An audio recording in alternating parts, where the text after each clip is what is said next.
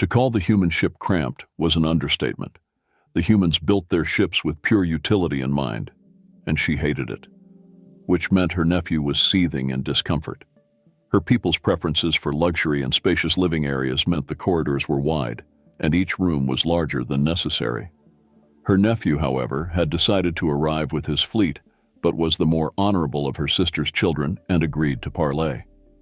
She found that fact unnerving, as he has absolute fervor for the Empire, and his known temperament for those he deems lesser, which was everyone because he is a prince. Meeting these primates was also different, not in their design, but in their mannerisms.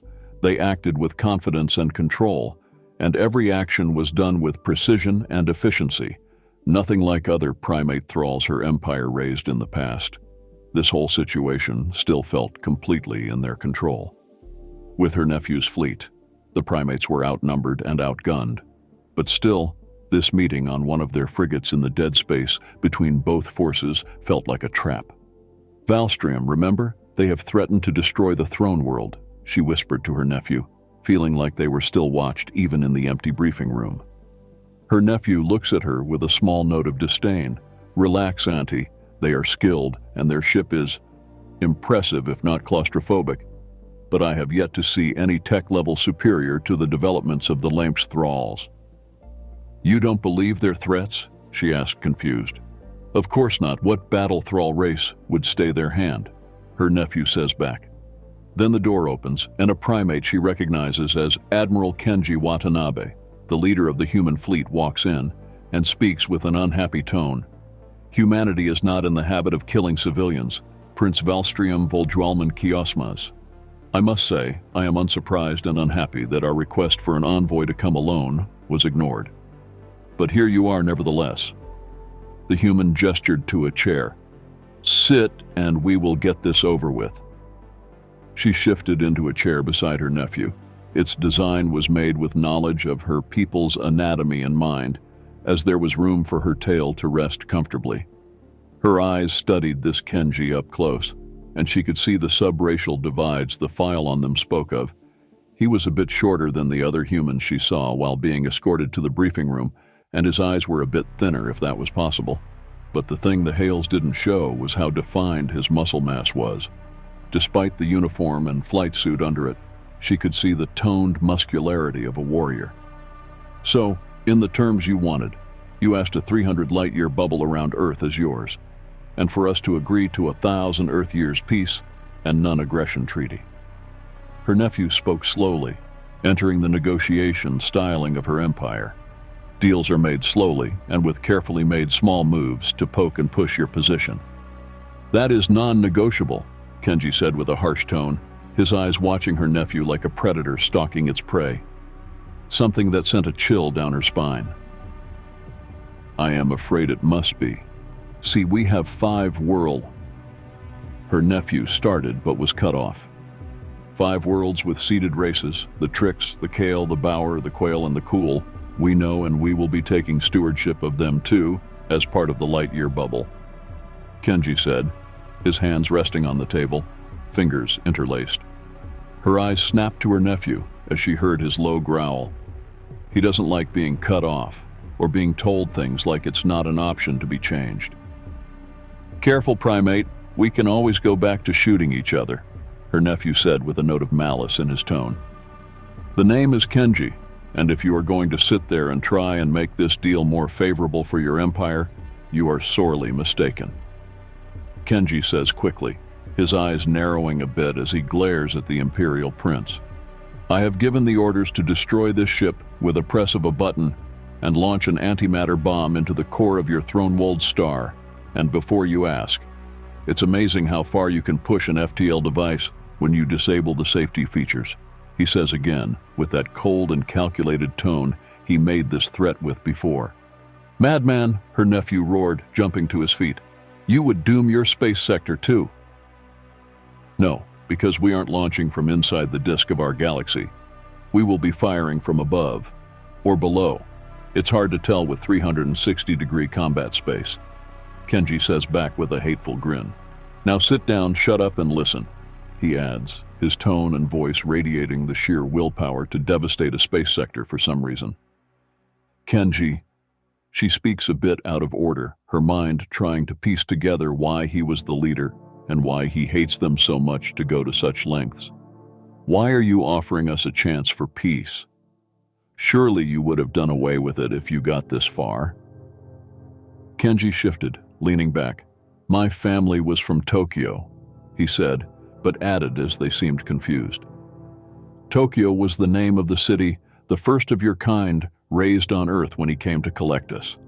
He saw that our world was in a state of peace and harmony, which was unacceptable to him. He launched an indiscriminate attack on our most prosperous and peaceful city to try and humble us. My whole family died because of him and your empire's stupidity and arrogance. His tone is cold and firm. Despite the overwhelming support to simply annihilate you from the galaxy, my leaders wanted to try diplomacy one last time. So, you are following orders? Her nephew asked slowly, a note of confusion and injury in his tone, upset at actually talking to a soldier following another's direction. My orders are vague and loose on this matter. I am letting this talk play out because I want to see if my late brother thought we could have been friends, Kenji said back. Besides, your ships are a joke and your war doctrine is, well, I wouldn't even bother with fighting even a small war with it. I see, her nephew said, before standing up. I don't think I can sit and let insults and threats go unanswered. This negotiation is over, as it's clear that there is no topic you are willing to compromise on. Wait, no, she says, watching her nephew leave the room. Her eye turned to Kenji. Please, just give me a day or two to talk with him. He is young, prideful. It's okay, he isn't the person that can accept this deal. He is just the figurehead of these talks, Kenji said, his eyes locked on hers. She felt a bit uncomfortable with this assertion. She was a part of the Mother Council, but none should know of it, or their existence outside the nobles and royals. How do you know that? Kenji smiled a bit wider. Did you think espionage and subterfuge are things we didn't develop? He asked calmly. I see. My people have deeply underestimated your kind, she said with a sigh and sat down, tapping her communicator to have her lieutenant jam her nephew's communications.